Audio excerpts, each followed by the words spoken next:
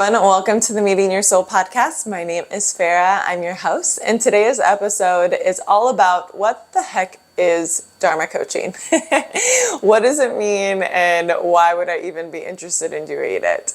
And I received my coaching certification from the Dharma Coaching Institute, founded by Sahara Rose, who is an incredible individual. If you've never heard of her, look her up. She's got a website, she's on Instagram, she's got a podcast. She's been in the game for a minute, and is such a wealth of knowledge. She really focuses on a holistic approach to an individual. So not just the cognitive level, but also mind, body, and spirit. And recognizing that all three aspects of who that person is pivotal in order to find true transformation, sustainable and rooted in their own essence, to be able to help someone find that deeper path that they're seeking. So that is my kind of coaching background, but then how I found myself here has been quite a journey. So I originally received my degree from Western Washington University in psychology.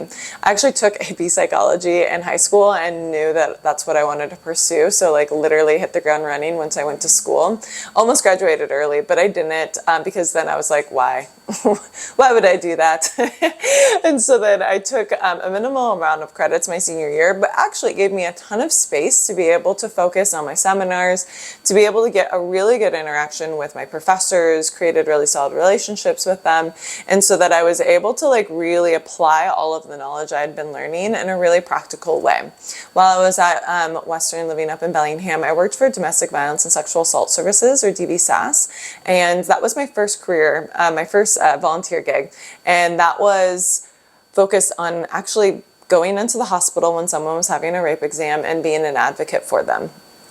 And I remember at the time I was like, is this totally bananas? Like, why do I want to do this? But there was something so profound about being someone with someone that's experiencing something like that, to be able to sit with them, to be able to just hold their hand, to just hold space, to be able to let them know that it wasn't their fault, that they did nothing to deserve this, that they are a whole person, that they're not broken, that they're not damaged, like that there's, obviously healing, there's a lot of trauma, but that that there was resources out there to be able to help them, to be able to, heal the wounds that had been created. And I actually, for a few of the, victims that I ended up meeting with, I actually created ongoing advocacy relationships with them. So I met with them on an ongoing basis after I met them in the hospital, and was able to really aid them and support them in their healing journey. And that was honestly so pivotal, and kind of why I was always naturally drawn to this field, but that just really solidified the fact that this is what I wanted to do. After I graduated, I started working for Teen Link, which is a department within the crisis clinic. It's based out of King County. They are most known for their helpline. So they have a crisis line, and then they have 211, so resources, so nonprofit, to be able to really support people that are going through different things and just really don't know what's out there. And there's so many different programs, there's so many different things available for people that are in need, but a lot of times they just don't know how to access them, how to even find out about it, and how do you connect with someone and get qualified to be able to do so. So that was a big portion of the clinic. And then Teen Link was its own kind of entity, and it supported teens, surprise. And there was two sections within Teen Link, and one was youth suicide prevention, which is actually what my first position was within the organization. And we went out to high schools and middle schools and taught youth suicide prevention presentations. So much fun, such great work. I was with my partner in crime, Eric. He was so amazing. We had such a great bond, and we really held space. We went into the classroom setting and really let the students fuel the discussion. Let's address what you're going through, what resonates, what's real for you, and how can we give you guys some tools and resources to be able to handle things that are coming up in a very non-judgmental, all opinions are welcomed kind of way. And it was really eye-opening just to see the drastic differences within different schools, to really hear what different students were experiencing, how prevalent self-harm was at that time, and really the fact that no one really knew, like, how do I handle this stuff? How do I take this on? How do I, do I even have anyone I can talk to about this? In every classroom, there was at least someone who had like either knew someone that had committed self-harm or was like either considering, or knew someone that may have either attempted or thought about suicide. And so it's a lot more common than a lot of people think that it is. And I was so grateful to be able to learn those skills, to be able to, really serve in that way. It's one of my favorite positions that I ever did. It was like so much fun just because we just like made it, it was relatable. And I think that sometimes as an adult, especially like talking to young kids, it's like, let's like talk about your feelings, And it was like, no, let's go into this, let's talk about it, and let's like have an open and honest dialogue about it. And we're not sugarcoating anything, we're keeping it real. And I think that they resonated with that stuck out to them. And so everyone felt really comfortable to share.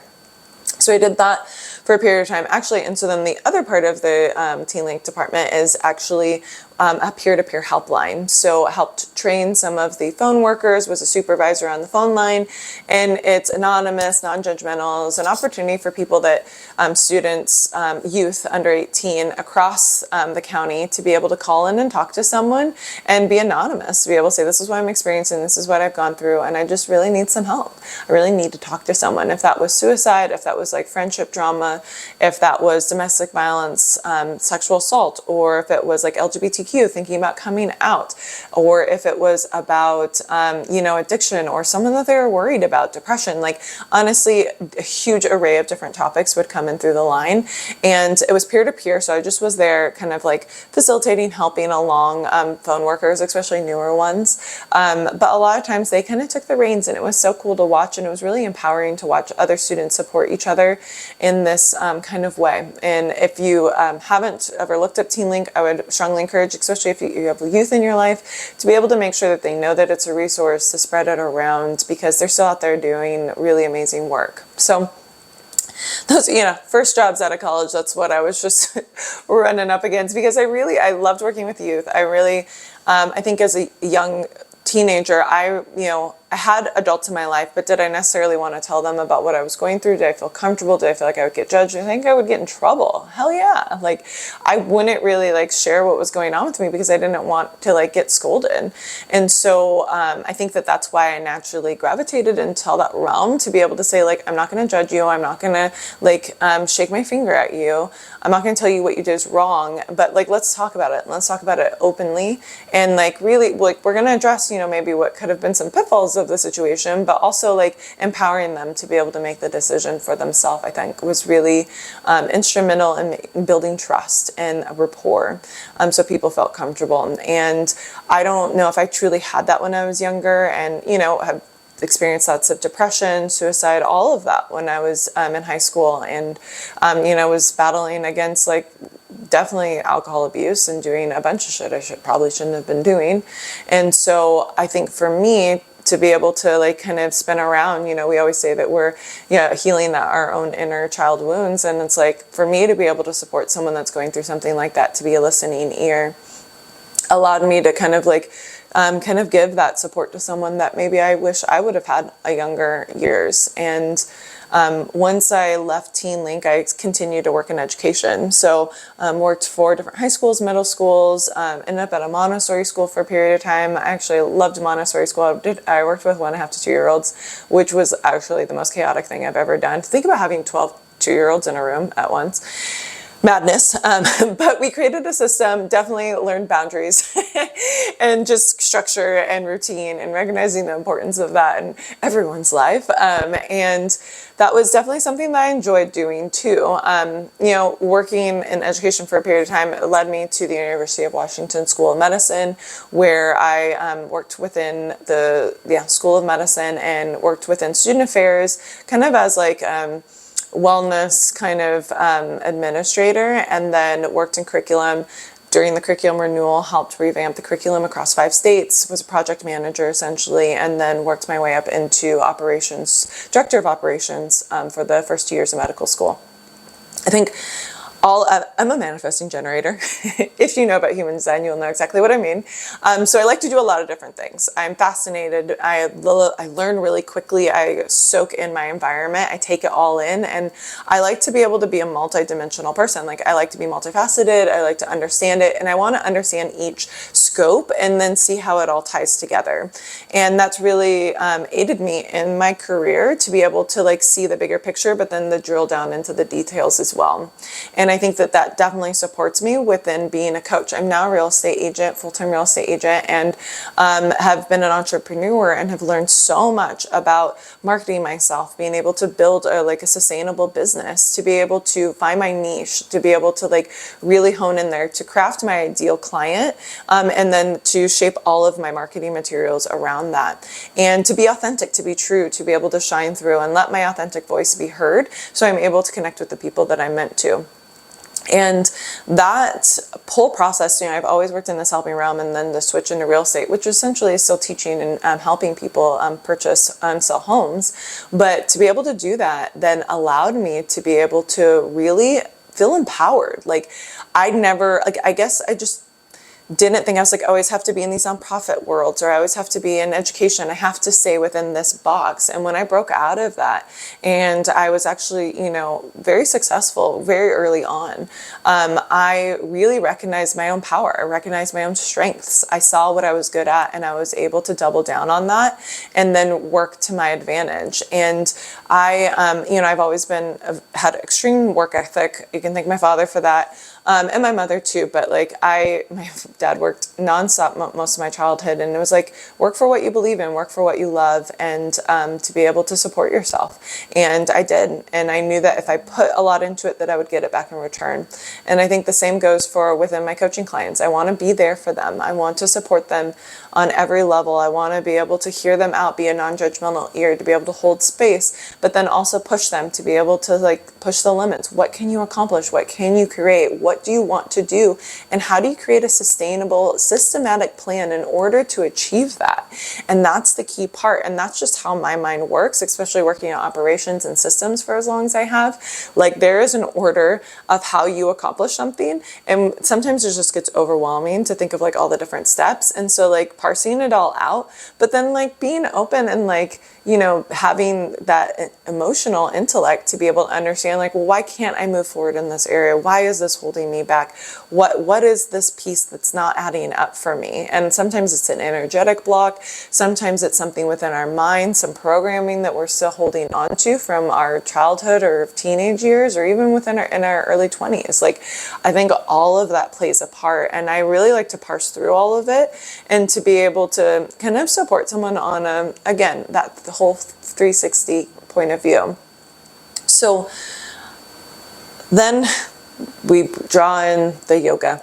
So I actually completed my yoga teacher training in 2012, became a yoga teacher, really was fascinated by meditation, spirituality as a whole, had an incredible teacher. She was absolutely fantastic, Silvia Mardini.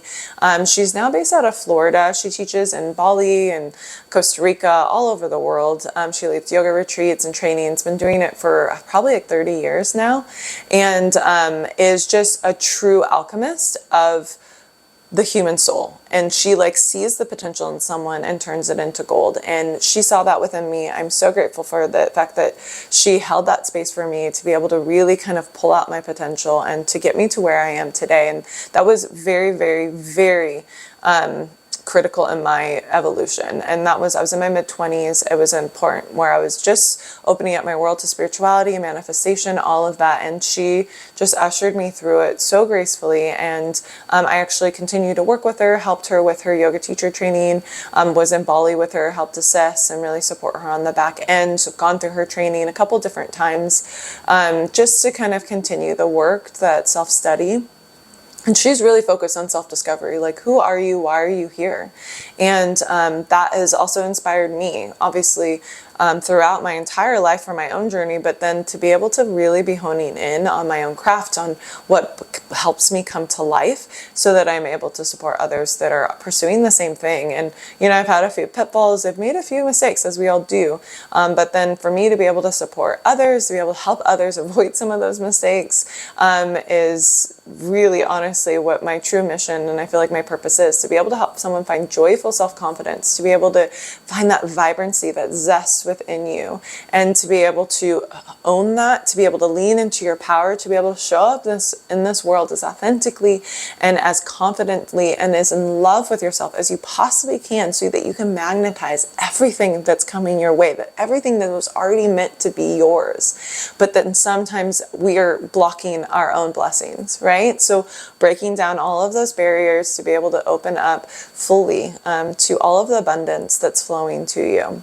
And I have experienced this firsthand. I've gone through a lot the last few years. I went through divorce, moved cities, got back into teaching yoga after a couple-year hiatus.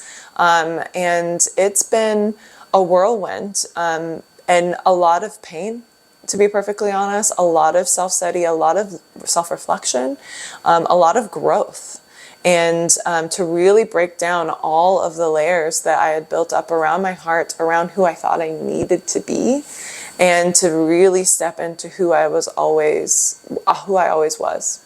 And it's been a beautiful journey, a difficult one. But again, how can I support others that are going through this, that have gone through a relationship breakup, or have gone through a major shift, a major change within their life, moving to a new city, leaving a career, starting a new one, been there, been in the depths, and more often than not, didn't really, I had a great support network around me, but that had necessarily experienced something the exact way I had, and maybe even had the faith and the spiritual connection, the intuition has been so key for me to be able to help guide my way. But that requires a lot of faith, I didn't always know how it was all going to work out, but I believed that I knew that if I followed my heart and I trusted my gut and my instincts, that I would get exactly to where I'm meant to be. And I feel like I'm finally arriving there now, and it's been so honestly, it's been magical, and I'm grateful to be here. But how can I then, again, once you arrive somewhere, how can you throw the life vest to others and to kind of pull them up to shore too? And I would definitely say pull on all of these life experiences, obviously my career, my work history, my education, yoga, and so much of yoga that has been useful for me too is that I, taught for yoga behind bars, taught in prison, had a trauma-informed yoga training, taught for Yuta Mindfulness Project, taught at some of the top-rated studios within Seattle. I have, been doing this for over 10 years now, and but it's a self-discovery process. Yoga to me isn't just an asana, it's just not the physical. It's so much of the mental, to be able to move through those energetic blocks, to be able to release emotions, feelings, thoughts, patterns, all of these things that we're holding on to on the physical level, to be able to embody all that we are, and to move through any kind of, trauma, all the stuff that just tacks on. The body truly keeps a score. If you haven't read that book, you should. It's really great. And I've definitely leaned into Eckhart Tolle, Power of Now. I've read obviously the Yoga Sutras, the Bhagavad Gita, more spiritual texts than you can possibly imagine. But I'm also fascinated by it. I've always loved that. That's just kind of where my attention, I love reading biographies of people that have done incredible things, that have just really broken through, any kind of limitations that they felt like were on their life, to be able to see truly what they were meant to do and living your dharma, living your purpose. It's unique to everybody, and it requires a lot of work within, internally, and that then gets to be able to be revealed into the outside world. But it starts within. It starts within our minds, it starts within our hearts. And to be able to intertwine all of that in order to evolve is it's a journey, to say the least. It is not for the faint of heart, that's for sure. So trusting yourself, and reminding my students, obviously constantly within class, my yoga classes, my meditation classes, but also my clients within coaching, reminding them to trust themselves, to believe in themselves, to be able to have a little fun, to find some joy in those moments in between, and that it doesn't always have to be grind mode, and that finding the softness, that sukham, is just as important as the discipline, as the strength of sthira, which is from the Yoga Sutras, and it's to say that all asana or all yoga postures should embody sthira and strength and ease, sukham. And I think that that also ripples into life. We all need to find this balance of effort and ease, of masculine and feminine, of light, of darkness, of strength and softness. It all plays a part. We cannot exist without one another. And then when we find the balance of that yin and yang is when I think we really lean into our true nature, and the beauty that resides within the world and within us.